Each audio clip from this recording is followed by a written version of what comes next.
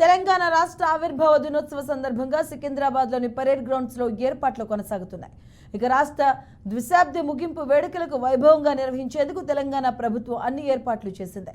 ఇక ఈ సందర్భంగా సికింద్రాబాద్లోని పరేడ్ గ్రౌండ్స్లో ఏర్పాట్లు చేస్తుంది ప్రభుత్వం. ఇప్పటికే పోలీసు రిహార్సల్స్ కూడా చేశారు. ముఖ్య అతిథులు, ప్రజాప్రతినిధులు, ఆహ్వానితులకు ప్రత్యేక లాంజ్ ఏర్పాటు చేశారు. పరేడ్ గ్రౌండ్స్ మొత్తం టాగ్ స్క్వాడ్, బాంబ్ స్క్వాడ్లతో ముమ్మర తనిఖీలు చేస్తున్నారు. ఇక ఈ వేడుకల ఏర్పాట్లను ప్రభుత్వ ప్రధాన కార్యదర్శి శాంతికుమారి, కలెక్టర్ అనుదీప్, పోలీసు ఉన్నతాధికారులు పరిశీలించారు. రాష్ట్ర ఆవిర్భావ వేడుకలకు భారీ ఏర్పాట్లు చేస్తున్నామని సీఎస్ శాంతికుమారి తెలిపారు.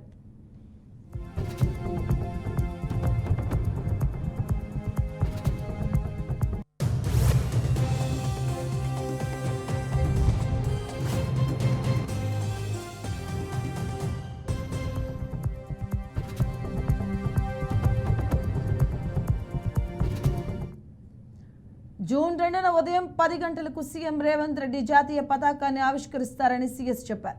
ట్యాంక్ బండ్పై 5,000 మందితో ఫ్లాగ్ మార్చ్ నిర్వహిస్తున్నామని, ప్రజలంతా ఈ కార్యక్రమంలో ఉత్సాహంగా పాల్గొనాలని సీఎస్ కోరారు. ఇక ప్రత్యేక కార్యక్రమాలు చేపట్టబోతున్నట్లు తెలిపారు.